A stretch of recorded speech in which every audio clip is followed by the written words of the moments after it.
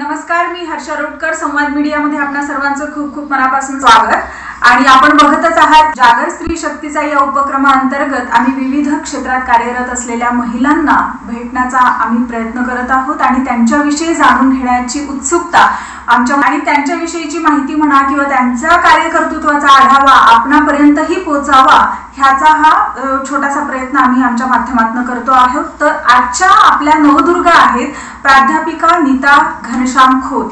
या MA मराठी वाङ्मय M Ed आहेत आणि Somalwar high school and junior college Ramdaspeth Nagpur येथे मराठी विषय शिक्षिका तसंच मराठी विषय विभाग प्रमुख म्हणून कार्यरत आहेत. यांच्याविषयी आणखी काही सांगायचं म्हटलं तर वयाच्या 5व्या वर्षापासून नाट्य क्षेत्रात कार्यरत आहेत. अनेक नाटकात त्यांनी पारितोषिके पटकावली आहेत.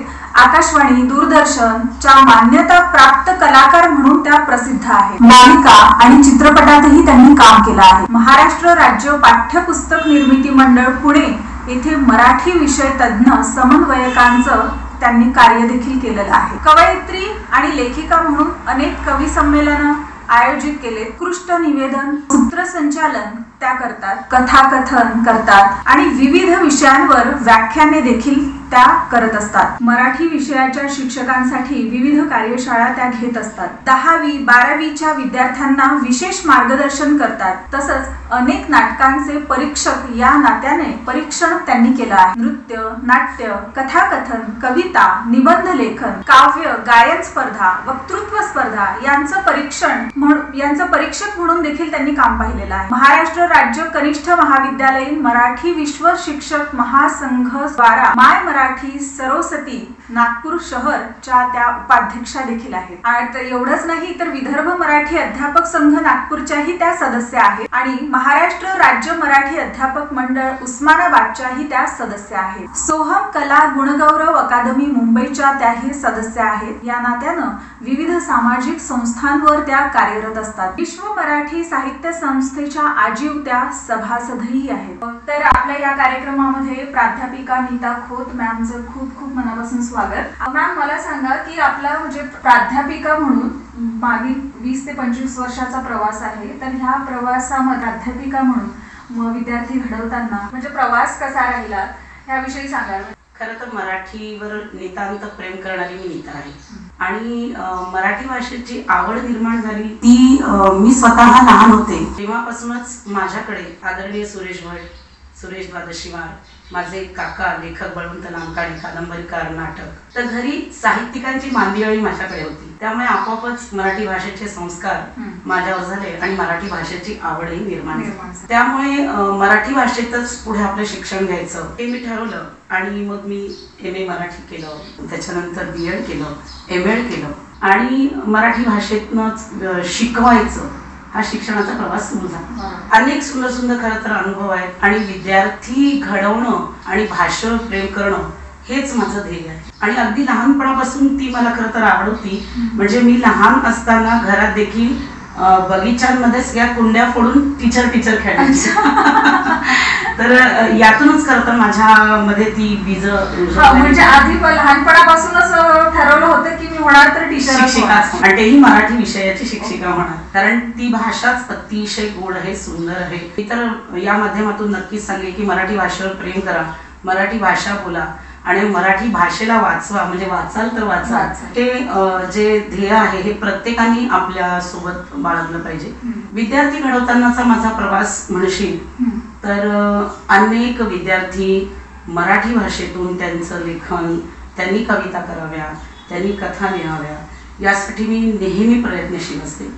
त्याच्यानंतर मी स्वतः मराठी भाषेतून लेखन करत असते, कविता लिहित असते, कथा लिहित असते. त्यामुळे जनमंगलच्या संपादक मंडळावर पण मी कार्य करत असते की ज्यामुळे या साहित्य क्षेत्राचा माझ्याशी अतिशय जवळचा संबंध आहे. विद्यार्थी घडवत असताना मुलांना जर आपण त्यांनी लिहिलेल्या कविता आहेत, कथा आहेत यांना प्रोत्साहन दिलं तर त्यांची भाषा अतिशय सुरेख होते आणि आपोआप भाषेचे जे संस्कार आहेत ते रुजवले जातात. छोटासा प्रसंग त्याच्यासाठी सांगते. माझ्या शाळेत अथर्व देशपांडे नावाचा मुलगा होता. त्याला कविता करायची आवड आणि त्याचं हस्ताक्षर खूप सुंदर होतं. तर त्या विद्यार्थ्याला पहिल्यांदा कविता दाखवू की नाही असं वाटलं आणि त्यांनी मला ती दाखवली. थोडासा लाजरा-बुजरा होता, परंतु नंतर त्याच्यातल्या ज्या कलागुणांचा मी विकास करण्याचा माझ्याकडनं प्रयत्न केला एक मराठी विषय शिक्षिका म्हणून. मला सांगायला आवडेल की हळूहळू तो सुंदर कविता करायला लागला, कवितेच्या स्पर्धेमध्ये आला आणि बालश्री नावाचा जो पुरस्कार आहे जो राष्ट्रपतीकडून मिळतो विविध कलागुणांचा विकास करणाऱ्या मुलांना, तो पुरस्कार त्याला आजीवन त्याचं जे शिक्षण आहे ते मोफत झालं आणि त्याला मुख्य म्हणजे राष्ट्रपती भवनामध्ये हा पुरस्कार 26 जानेवारीला मिळाला होता. आज तो विद्यार्थी पण CA आहे. म्हणजे असे तर अनेक विद्यार्थी. हा एक छोटासा किस्सा मी तुला याच्यासाठी सांगितला की विद्यार्थी घडवण्यामागे आम्हाला अतिशय आनंद होतो आणि विद्यार्थ्यांमध्ये मराठी भाषा रुजवणं हे तर मी माझं ध्येय असतं. पण आता जसं मराठी भाषेचा विषय निघालेलाच आहे की आताची जी पिढी आहे ती डिजिटल कडे जास्त वळलेली आहे. वही आणि पेन घेऊन लिखाण करणं किंवा काहीतरी चित्र वगैरे उतरवणं हे आताच्या पिढीला आवडत नाही आणि त्यापासून फार दूर जातात. आणि मोबाईल सगळ्यांच्या स्मार्टफोन्स आले त्याच्यामुळे त्यांच्या हातामध्ये मोबाईल्स आले. पण अशा वेळेस पाल्यांनी आणि पालकांनी काय दक्षता घ्यायला हवी की जेणेकरून त्यांनी पेन वही घेऊन प्रॉपर लिहिलं पाहिजे, मराठी लिहिलं पाहिजे. कारण हस्ताक्षर जितके सुंदर होते आणि आता हस्ताक्षरांवरती कोणाचा भरच नसतो कारण डायरेक्ट टायपिंग वगैरे सगळंच आहे. तर त्यामुळे आपण स्व हाताने लिहिलेले हस्ताक्षर जे आहेत त्याच्याकडे मात्र दुर्लक्ष होत आहे. खरं तर याच्यासाठी सगळ्यात पहिल्यांदा मला सांगायला आवडेल की आम्ही देखील शाळेतून वेगवेगळ्या स्पर्धा घेतो किंवा ज्या आंतरशालेय स्पर्धा असतात त्यामध्ये विद्यार्थ्यांना सहभागी करण्यासाठी प्रोत्साहन देत असतो. त्यामध्ये लेखनाविषयी जेव्हा तू म्हटलंस तर त्यामध्ये सगळ्यात महत्त्वाचं म्हणजे निबंध लेखन स्पर्धा, त्याच्यानंतर हस्ताक्षर लेखन स्पर्धा, त्याच्यानंतर वाचन स्पर्धा, गीत गायन स्पर्धा, काव्य स्पर्धा, या सगळ्या स्पर्धा स्वलिखित काव्य स्पर्धा असतात. म्हणजे मुलांचं देखील साहित्य संमेलन असतं. त्या साहित्य संमेलन बाल साहित्य संमेलनामध्ये मुलांना जाण्यासाठी आम्ही प्रवृत्त करत असतो आणि आम्ही नेहमीच हे म्हणतो विद्यार्थ्यांना की वाचाल तर वाचाल, तसं लिहाल तर वाचाल. कारण जोपर्यंत लेखन होत नाही तोपर्यंत त्यांच्या बुद्धीचा पण विकास होत नाही. जोपर्यंत बोटं चालत नाही या बोटांचा संबंध मेंदूशी आहे. त्यामुळे जितकं ते लिहून बघतील तितका त्यांचा मेंदू विकसित होईल आणि जितका मेंदू विकसित होईल तितकं त्यांचं भाषेवर तर प्रभुत्व निर्माण होईलच, पण भाषेमुळे इतर विषय म्हणजे गणित, इतिहास, भूगोल ही सगळे जे विषय हे विषय देखील त्यांचे पक्के होतील. त्यामुळे आजच्या तरुण मुलांना, विद्यार्थ्यांना आणि पालकांना मी आवर्जून सांगू इच्छिते की मुलांकडून लिहून घ्या, लिहिते व्हा, लिहित राहा. प्राध्यापिका म्हणून तर अनेक पुरस्कार आपल्याला मिळाले असेल, तो एक अनुभव कसा आपण?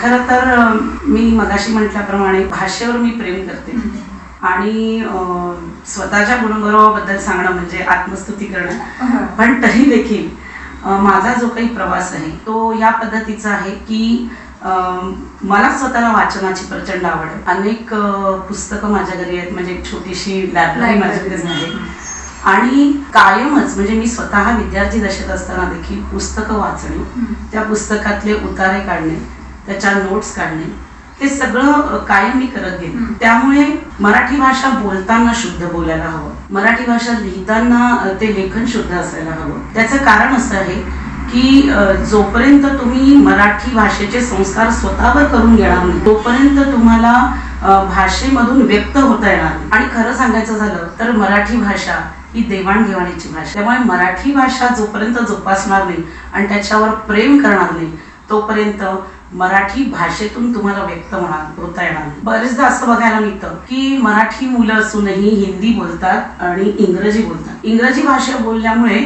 आम्ही कुठेतरी प्रभुत्व, इम्पॅक्ट पाडत असतो असं कुठेतरी असतं. तर ते विद्यार्थ्यांनी करू नये असं मला. मी स्वतः मराठीतून अनेक कविता लिहिते, कथा लिहिते.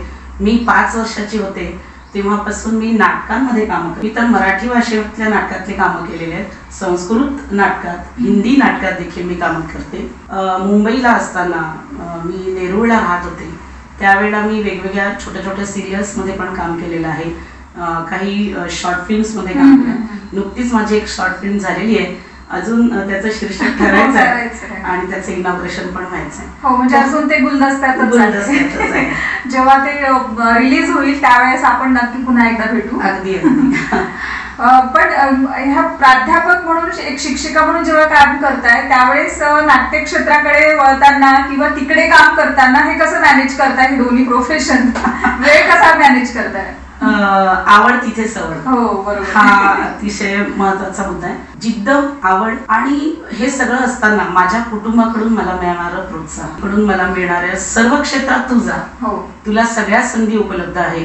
मला आज खरं तर नवरात्रीच्या या 4थ्या दिवसाच्या निमित्तानं मला हे सांगायला आवडेल की प्रत्येक पुरुषाच्या मागे एक स्त्री असते, पण स्त्रियांनो प्रत्येक स्त्रीच्या मागे असे खंबीर पुरुष असतात की ज्याच्यामुळे ती स्त्री या सगळ्या क्षेत्रात स्वतःला घडवू शकते. लेखन कार्य असो, नाटकात काम करणं असो, त्याच्यानंतर वर्गात विद्यार्थ्यांना शिकवणं असो, शाळेत आपलं शिक्षिका म्हणून कार्य करणं असो, हे सगळं काही करत असताना कुटुंबाचा अत्यंत जी सोबत आहे, ती जी साथ आहे ती कायम मिळत असते. आणि म्हणून सगळ्याच क्षेत्रात मला माझे पाय खंबीर रोखतात. आणि मला आवडच ही आहे की छानपैकी कुठेतरी तयार व्हायचं आणि स्टेजला अगदी बालपणापासून ती आवड असल्यामुळे शक्य आहे. आईने पण तसे संस्कार दिलेले आहेत. आई पण माझी अतिशय जबरदस्त अशी काय म्हणता येईल आत्मविश्वास परिपूर्ण अशी स्त्री आहे. आज वयाच्या 83व्या वर्षी ती व्यवस्थित आहे, ठणठणीत आहे आणि ती तिचं कार्य करत असते. तर ह्यामुळे का होईना तिच्याकडनं एक चैतन्याचा, उत्साहाचा जरा कायम मिळाला. स्टेजवर जायचं आणि आपण बिंदा स्टेज फोडून यायचं हे मला बाळकडू लहानपणी माझे काका जे लेखक आहेत, साहित्यिक आहेत, त्यांनी दिलेलं आहे. त्यामुळे मी स्टेजला जायचं, नाटकात कामं करायची. एक असा प्रसंग होता की मी शेतकरी झाले होते आणि माझं जे नऊवार असतं, माझ्यासोबत शेतकरी मुलगा पण होता, नऊवार असतं, त्याला मला सोबत घेऊन काही संवाद करायचे होते. तर ते नऊवार कुठेतरी सुट्ट्या असं मला वाटलं. तर त्यावेळेला मी माझ्यासोबत असलेल्या शेतकरी मुलाला घेऊन पण विंगेत चालले गेले की माझ्यासोबत कुठल्याही प्रकारे वाईट घडायला नको. मग माझ्या दिग्दर्शकांनीच मला सांगितलं नाही, पुढचे डायलॉग म्हणालाच नाही. बालवय होतं आणि बालसुलभ त्या सगळ्या क्रिया होत्या. परंतु तिथून मात्र हळूहळू जेव्हा खरोखर अभिनय समजायला लागला, अभिनयामध्ये सादरीकरण कसं असायला पाहिजे, संवाद फेक कशी असायला पाहिजे आणि राज्य नाट्य स्पर्धांमध्ये भाग घेणं, एक पातळीमध्ये तर अनेक पारितोषिकं मी प्राप्त केलेले. पण एवढं मात्र नक्की की नाटकात काम करणं ही सोपी गोष्ट नाही. आजच्या तरुण मुलांना मला ते पण सांगायला आवडेल की नाटकात काम करणं म्हणजे एक समर्पण असतं. आणि शिक्षिका म्हणून जेव्हा मी या क्षेत्रात आली त्यावेळेला वर्गात विद्यार्थ्यांना वर्ग अध्यापन करताना एखादी कविता वीर रसावर असेल तर ती मला तितक्याच जोशपूर्ण पद्धतीने सांगता आली. एखादी आईवर आधारित कविता असेल, कवी सुरेश भटांची गे माये भो तुझे मी कविता शिकवताना त्याच प्रकारचा रस निर्माण करता येतो. हे सगळं मला नाटकाने, अभिनयाने पण शिकवलं. म्हणजे हे जे सगळे पैलू आहेत ते एकमेकांशी इतके संलग्न आहे की त्याच्यातूनच मी हळूहळू लेखनाला पण लागली. कारण साहित्याचेच हे सगळे पैलू आहेत, नाट्य असू दे, शिक्षण असू दे किंवा लेखन असू दे. विद्यार्थ्यांना घडवताना आपण काय दखल घेतात? मला हे आवर्जून सांगायला आवडेल. कोरोना काळामध्ये विद्यार्थी घरी होते, ऑनलाईन शिक्षण पद्धती सुरू झालेली होती, ऑनलाईन अभ्यास कसा करायचा या संभ्रमात विद्यार्थी होते. शिक्षक वर्गात दिसणार नव्हता, मुलांना शाळेत जाता येत नव्हतं. अशा वेळेला माझी तगमग सुरू झाली की माझ्या विद्यार्थ्याला मी लेखकांना कशी भेटवेन, कवींना कशी भेटवेन. तर या 2 वर्षात मी वैदर्भीय स्तरावर लेखक आपल्या भेटीला हाच मोठा ऑनलाईन उपक्रम राबवलेला आहे, जो 1.5 महिना चालवला. वर्ग 8वी ते वर्ग 12वीच्या पाठ्यपुस्तकात असलेले जे कवी आहेत, अगदी मला नावं घ्यायला आवडेल, आदरणीय विजयाताई वाड, राजीव बर्वे, दिलीप प्रभावळकर, प्रशांत दळवी यासारखे अगणित लेखक जे आहेत, अनुराधा प्रभुदेसाई यासारख्या लेखक, लेखिका, कवी, कवयित्री या सगळ्यांशी मी संपर्क साधला फोनच्या माध्यमातून आणि त्यांना आवर्जून विनंती केली की माझ्या विद्यार्थ्यांना आणि माझ्या मराठी भाषेच्या शिक्षकांना आपण ऑनलाईन येऊन मार्गदर्शन करावं. जी कविता पाठ्यपुस्तकात आहे, जो पाठ पाठ्यपुस्तकात आहे तो पाठ्यपुस्तकात असलेला पाठ त्यांच्या पाठ्यपुस्तकात त्यांच्या कवितांची निवड झालेली आहे. हसवापसवी सारखं दिलीप प्रभावकरचं नाटक वर्ग 11वीच्या पाठ्यपुस्तकात आहे. तेव्हा या सगळ्या शिक्षकांना भेटवायची विद्यार्थ्यांसाठी मी तळमळ केली, प्रयत्न केले आणि माझे प्रयत्न सफल झाले. मला सांगायला नक्की आवडेल ताई की ह्या सगळ्याच लेखकांनी मला अतिशय खूप सुंदर असं सहकार्य दिलं आणि आम्ही मराठीचे काही शिक्षक एकत्र आलो आणि या सगळ्या लेखकांनाच ऑनलाईन भेटायला लावलं. जेव्हा या शिक्षकांच्या या मंचावर लेखक आपल्या भेटीला येत होते तर नावाप्रमाणेच प्रत्येक पाठातला लेखक कवी भेटत होता, विद्यार्थ्यांना भेटत होता आणि कवीने जी कविता लिहिलेली आहे, जसं अरुणिमाची गोष्ट सुप्रिया खोत यांनी लिहिली आहे.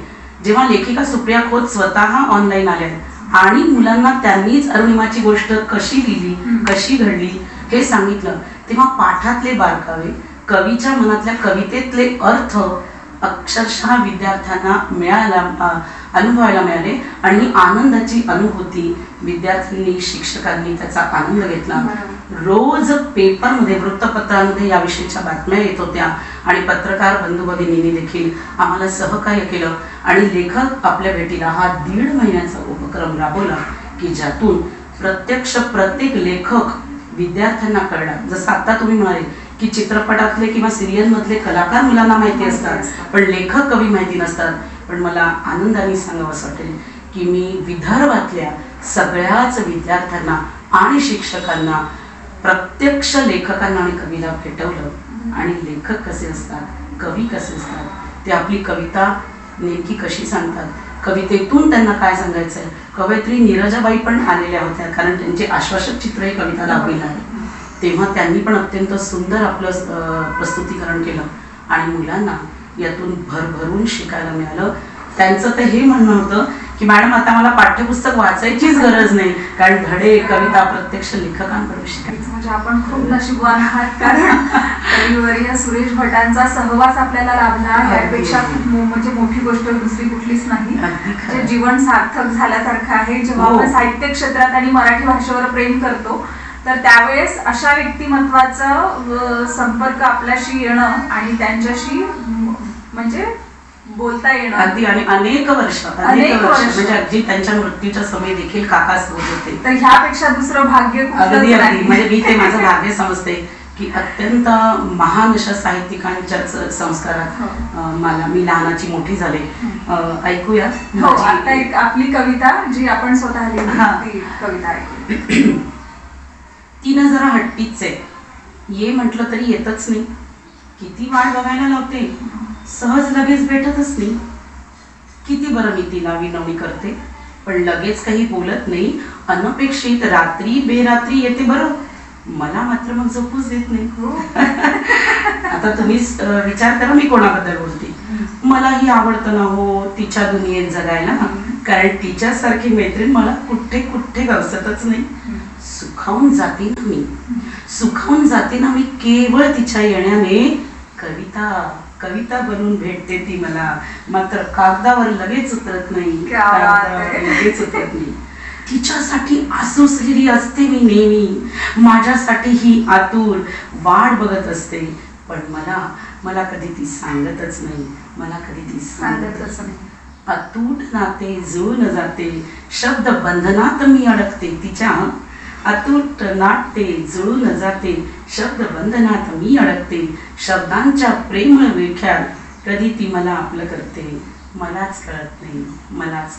वाह, क्या बात आहे. म्हणजे खूपच छान. म्हणजे कविता करतात किंवा कविता करतो, कविता लिहिते, कविता म्हण हे सगळं म्हणतो. म्हणजे कविता या शब्दावर पण कविता होऊ शकते हे मी आता पहिल्यांदाच पाहिलंय आणि खूप छान वाटलं. म्हणजे कविता आपल्याला भेटायला येते.